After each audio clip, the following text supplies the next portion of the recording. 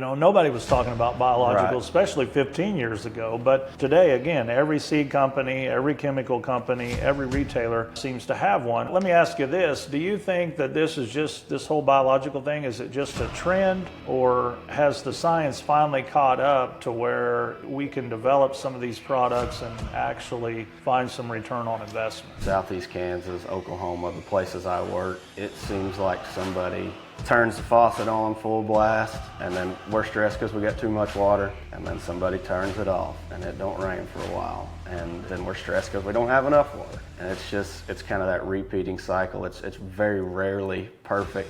Is spending another $20 an acre or $10 an acre, 15, whatever it's going to be for the product, is it worth it? Where does my return come from? Yeah, so the $20 an acre, that's honestly a pretty good average. You can get in a biological product by itself for, as low as $4 or $5 an acre. I would say you can even get in a seed treatment plus a foliar option for under 10. But they've got this stuff that runs all the way up to $40 and $50 an acre if you want to. Kind of like a race car, how fast you want to go. Dirt, dollars, and data on Cam Seeds Radio.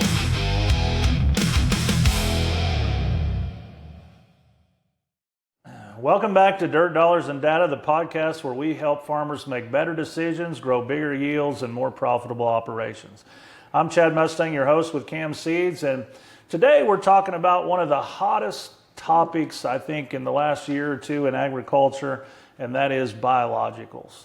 And really, depending on who you ask, some people would say they're the future of farming, and other people would say they're just absolutely nothing but snake oil. And from my perspective, I think that the truth is probably somewhere in the middle of all of that. And so for those of you that are watching the podcast today, I want to just ask you one question, and that's this.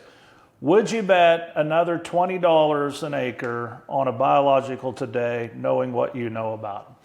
And for some of you, that may be a $20,000 decision. For others of you, it could be a $100,000 decision. But before you spend that money, or before you decide that biologicals are a complete waste of time, the point of this podcast today is that we're going to have an honest conversation about what they are, where they fit, where they don't fit, and how to know if they're really worth the investment. And joining me for that conversation today is Garrett Widders from Locus Agriculture. Garrett, thanks for taking the time to join us today. You bet. Excited to be here. All right. Well, we're excited to have you, and I'm looking forward to the conversation. And before we jump into biologicals, let's just let everybody get to know you a little bit, talk a little bit about yourself, your background. And I'm pretty interested in hearing how you ended up working with biologicals and why you're excited about this part of agriculture. Sure. So yeah, I live in Western Arkansas, grown up in Western Arkansas, and kind of always knew from, early age, young age, or I guess whatever age you kind of get to thinking about life after school, that I wanted to work in agriculture in some capacity. In my part of the world, that means cattle and chickens, not so much row crop. Yeah. But anyway, kind of put that to the side and went to college, graduated, did that whole deal, and got done, started working, and kind of the old adage, it's not who you know, it's what you know, or not what you know, it's who you know. My cousin called me one day, and she was working for a agriculture company out of Memphis, and she said, "Hey, I think we're getting ready to expand our team, and there's going to be some more roles kind of in your part of the world." She said, "You should apply." So I said, "All right, I'll do it." So I did that. Their requirements must have been have a pulse and be able to fog a mirror, and luckily enough, I was able to meet both of those. So that was 8 or 9 years ago, about 8, I believe, and yeah, I've been in kind of the biological world ever since.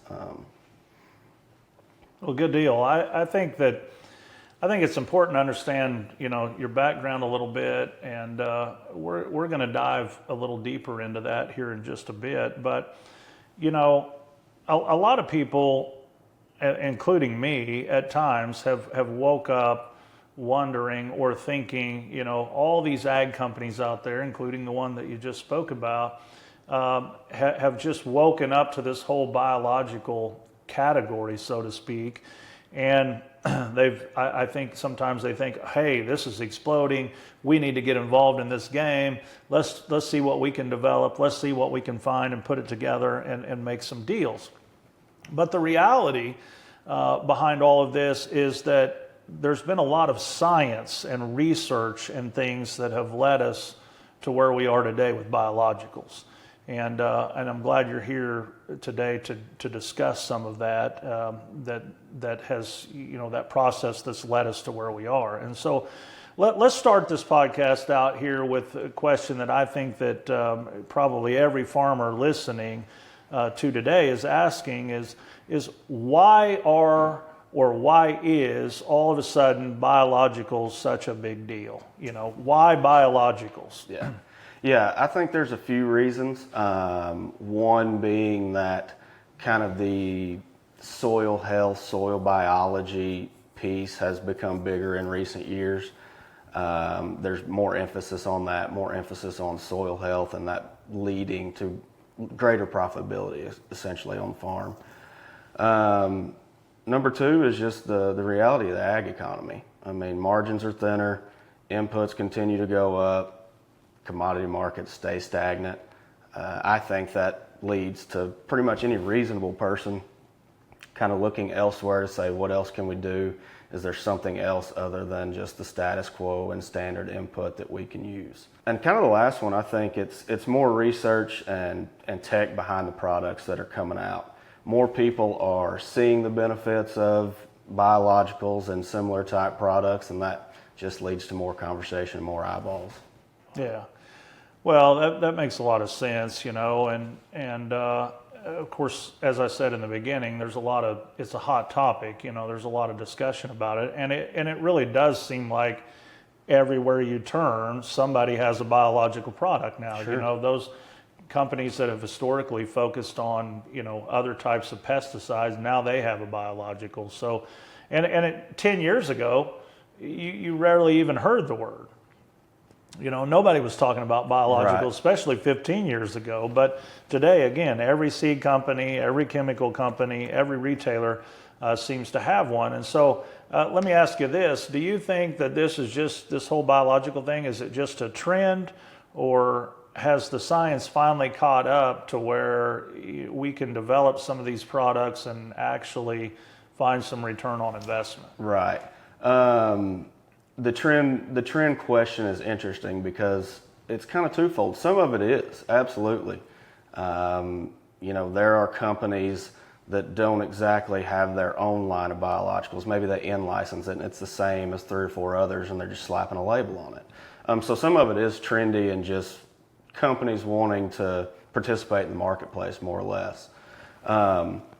But as far as the science goes, and you made the comment about it catching up, I think it's more so driving it.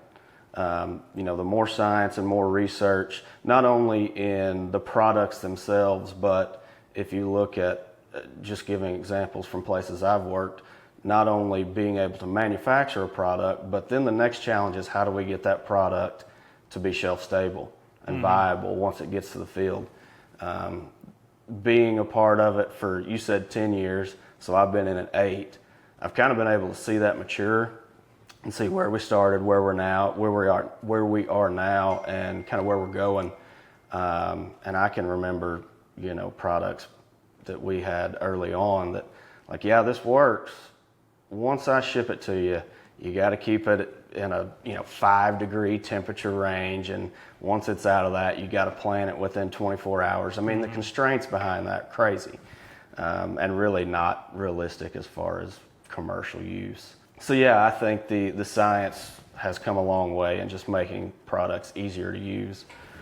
And then more research and data points from, you know, third parties, universities, all of that leads to more conversation, more eyeballs. If they're taking it seriously, should we be taking it seriously in the field?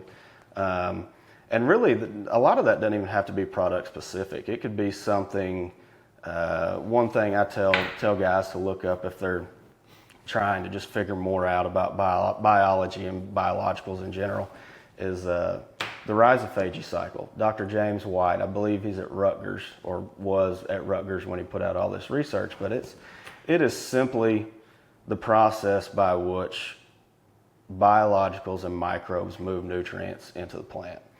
Very simple. It's no different than looking at a factory plan with raw materials, assembly lines and line workers. But it's just all eyeballs and more serious research and data coming out about all that. I think leads to a more serious conversation in the field. Yeah, I like the analogy you used, about the factory concept, with bringing in raw materials and transforming those into an end product. And really that's all, and we talked about that one time in a previous podcast, that's all a bean plant is, or a corn plant, or any other plant for that matter. It's just a little factory. Sure. And what we're doing with biologicals is we are trying to make that process more efficient. And that's at least one of the things that biologicals are doing. So I appreciate that perspective. So we're really not just talking then about another product category here. We're talking about something that actually affects the dirt, affects the soil, the microbiome, and all of that. Absolutely. And that's pretty exciting to me. And so let's dive a little bit deeper then, and let's talk for just a minute about what is a biological. I think that one of the big misconceptions here with these types of products is that everybody has a tendency to just lump them all into the category of, well, that's a biological. But why don't you talk to us for just a few minutes about what a biological really is? What are some of the things that, or biological type products that are at least created for our geography? Sure. In this area. Yeah, and that's a great question. Probably the most asked question I get, the most time I spend explaining things on it. And it's really not that deep. I mean, I come from a MAP dot in western Arkansas. I mean, we're certified. We've got a Casey's gas station. We just built a new Dollar General right next to the old one. So we're legit, but I'm not a biochemist, and you don't have to be somebody like that to really understand what a biological is. But I break it down, and like you said, everybody kind of throws 2 or 3 product categories into one box. They reach their hand into that box, pull one of them out, and say, I'm using a biological. That's not really accurate. But I see the micronutrients get thrown into that box. So that's going to be your zincs, borons, molybdenums. If you can find it on the periodic table, that's a micronutrient. That gets thrown into the biological box. Biostimulants, which are going to be your sugars, your yeast metabolites, your carbon-based products, really products designed to feed the plant microbiome and the biology in your soil. Those are biostimulants. To me, as somebody that deals with it every day, a true biological is going to be a living organism. So your bacteria, your fungi, your bradyrhizobias, living organisms that either affect soil biology, construction, and that whole dynamic, or are endophytic and actually live in the plant once you get germination. But those 3 categories, and I don't know if it's a funny thing, but interesting thing about those 3 is they kind of all work in harmony. I mean, if you're talking about moving nutrients, your micronutrients into the plant with biology, and then products like biostimulants that actually feed that biology and help it work in an efficient manner, really all 3 of those products all 3 of those product categories kind of work together. So for somebody who comes along and says biologicals don't work, what you're saying is that's kind of like saying chemicals don't work. Right. I mean, there's a product, and these products are made for specific things, kind of like glyphosate and fungicides. They both work, they just accomplish 2 different things. Sure. And yeah. So, go ahead. No, exactly. A lot of times I think you pull one of those product categories out of that box, and you're expecting it to do everything, the entire suite of operation that the other 2 products in harmony would all use, and And like you say, they're doing different things at different times, and it's not so much as they didn't work. So instead of saying, do biologicals work or biologicals don't work, maybe farmers or growers should be asking questions like, which biological should I be using? Yeah. For what purpose do I need to use it? And are there conditions that make sense Absolutely. to use this, that, or the other? So, okay, well, let's move in now to the next segment. And I said at the beginning of the podcast that, I asked the question, would you spend another $20 an acre on a biological? And so let's talk about that $20 question for just a minute and talk about what I think everybody wants to know.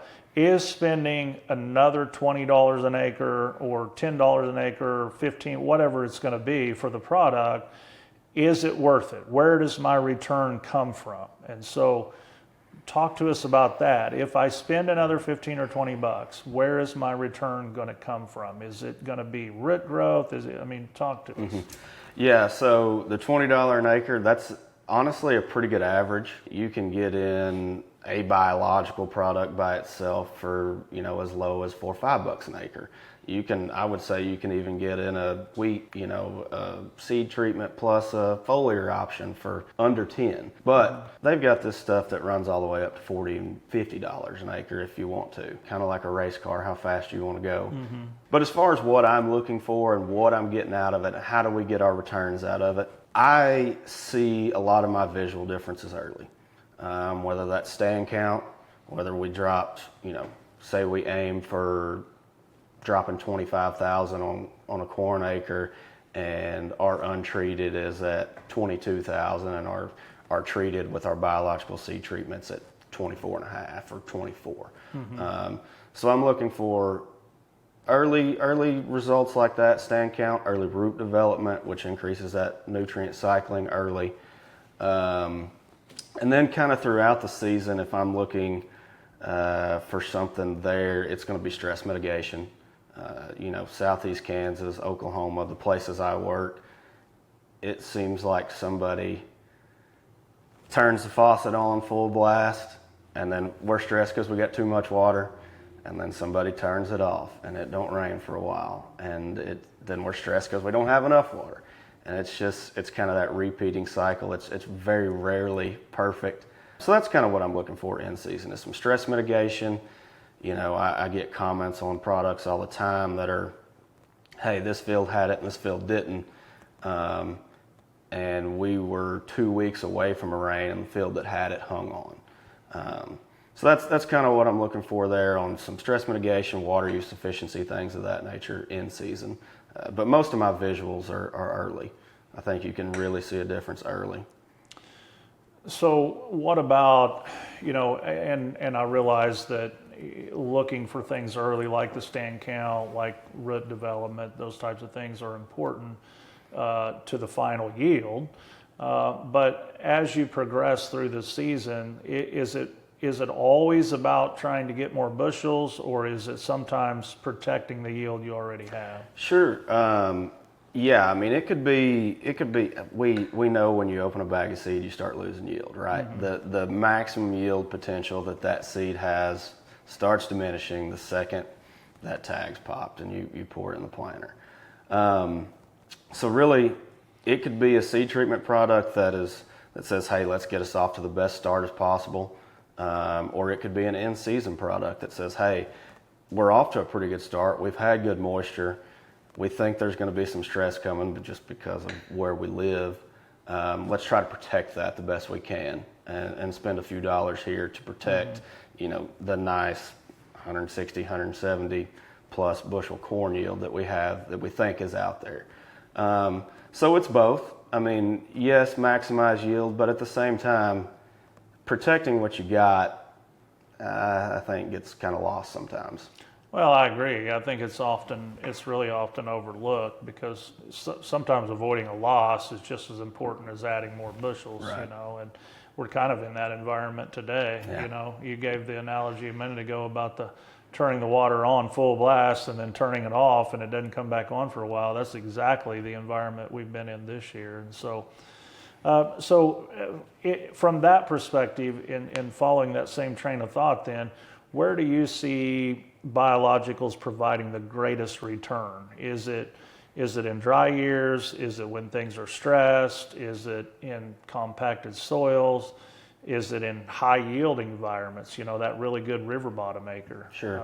I think it's all the above. I've seen biologicals work and provide good ROI on 60 bushel corn and 260 bushel corn, on 8 bushel beans and 80 bushel beans. Different factors in those fields, obviously, different environmental conditions, etc.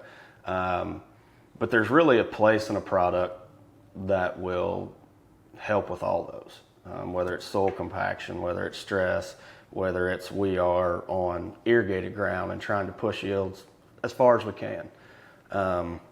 There's a product and a place for all of those scenarios, essentially. Yeah. Okay.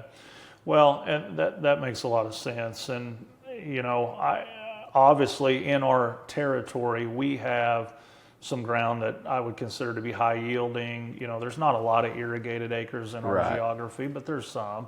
And so there are some high yield environments, but there's an awful lot of acres in this area that are super stressed and stressed every year. We just can't seem to get away from it. Mm-hmm. And like you said earlier, rarely does everything line up perfectly. And so it's nice to see and it's nice to hear that there are some products out there that are helping to alleviate some of those stresses. And do you feel like, and this podcast here is really just kind of a basic discussion about biologicals, and here the next podcast or two, we're going to get into some product specific things about biologicals. But do you think that biologicals make more sense than early on in the plants, when the plant is in the vegetative state versus once it goes into reproductive, or where, if we had one shot, where would we focus? Would we focus on that vegetative, the seed treatment,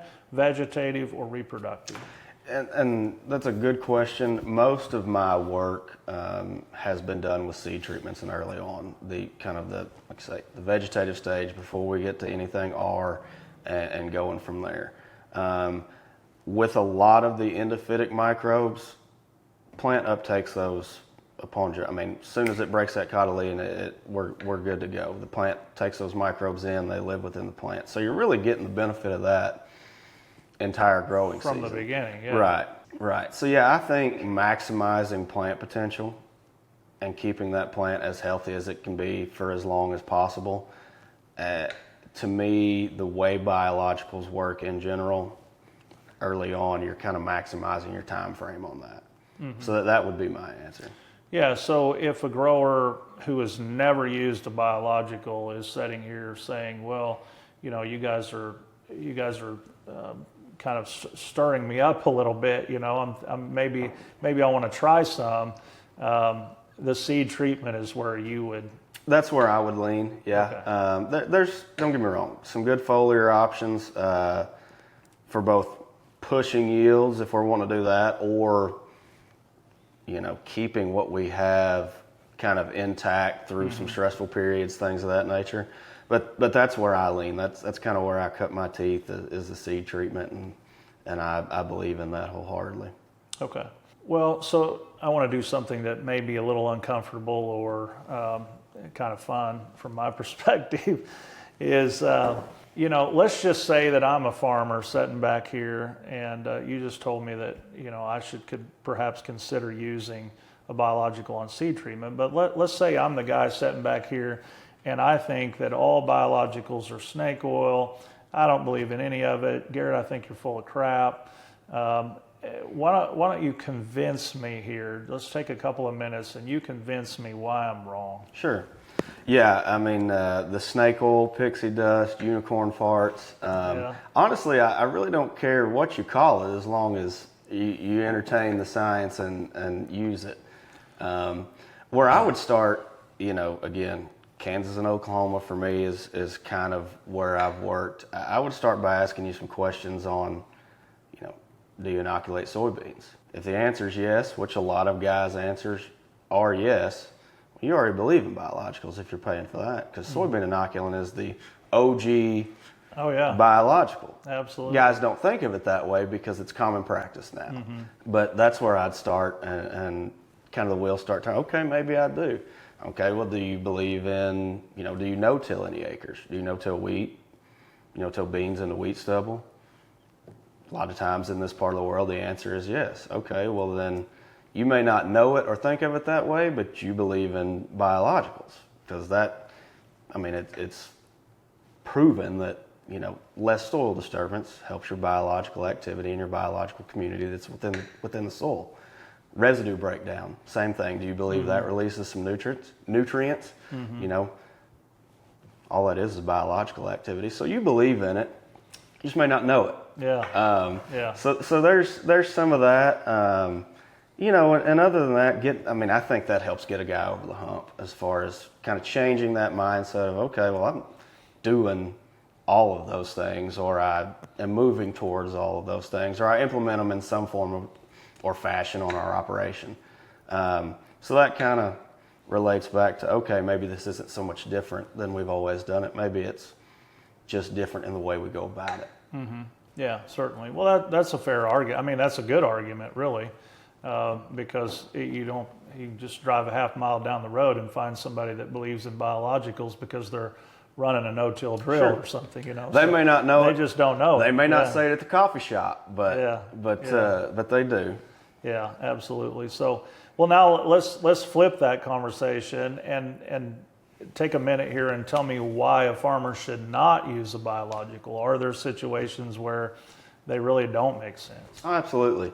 I mean, we know in ag there are no blanket fixes for anything. Number one reason I see a guy probably shouldn't or is going to be unhappy with, results or whatever, are unrealistic expectations. Thinking that this $4 or $5 an acre product is going to return me 30 more bushels, something like that. That's probably where I see the most sad faces, and it's because of unrealistic expectations. And then guys buying just to buy and say they've checked that box, and maybe that product's a poor fit for what they wanted to do, or what they were trying to accomplish with it. Maybe it's a poor fit, again, because they had some expectations for it that weren't realistic, essentially. And then if you're not going to use them appropriately, and treat them appropriately, I tell guys to treat them like a bird dog puppy. You just went and paid, however much money for this hybrid German short hair setter or whatever. You're not going to leave him in the truck in the sun for 2 or 3 days while you're off doing something. Treat them like they are an investment. If the particular product says don't exceed 90 degrees, stick in the office, until you're ready to use it. But just stuff like that, if you're not willing to take those steps, then don't spend the money.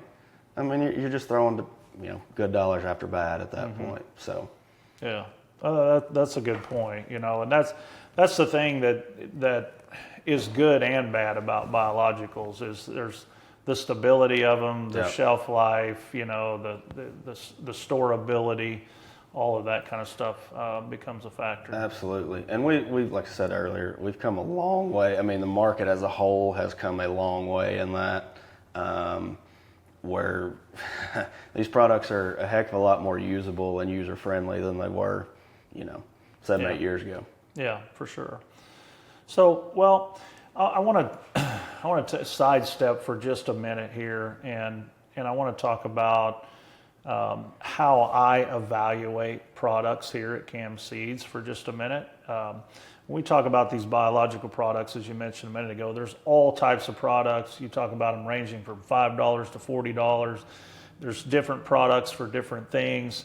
And so I want to talk for just a minute about how I evaluate products, and I think that the way that I do it is the way that a lot of growers should consider doing it.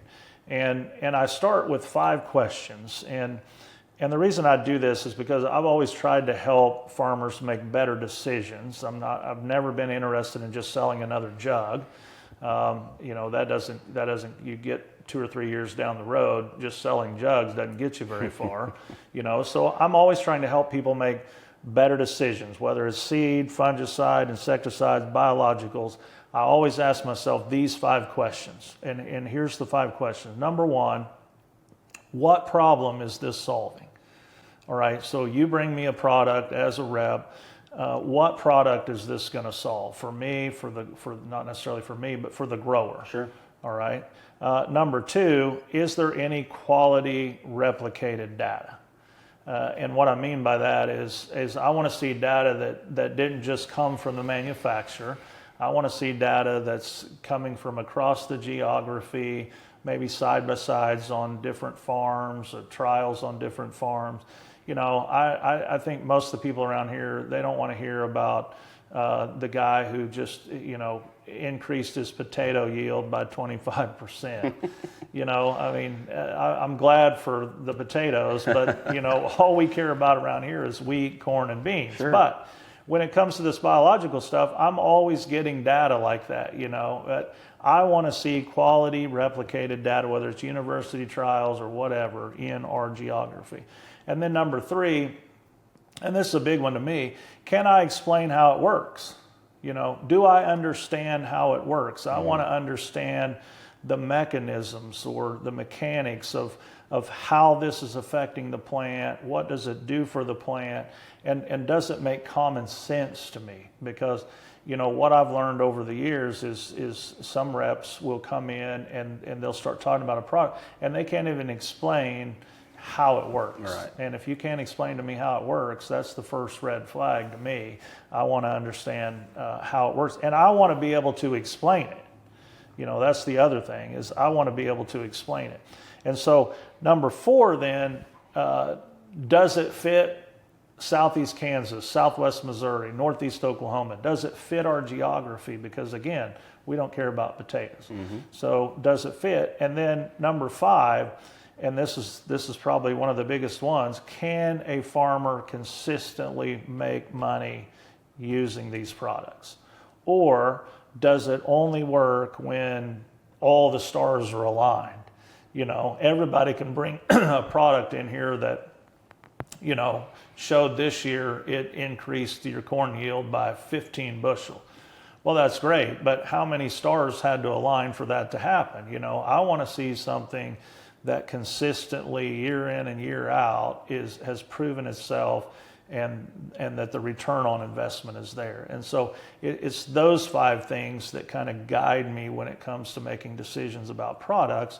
And I would encourage every farmer out there to use those 5 questions. So if Garrett, if I asked you those 5 questions about some of the biological products that are out there and the ones that you've worked with, how would you feel about answering those? Yeah, no problem.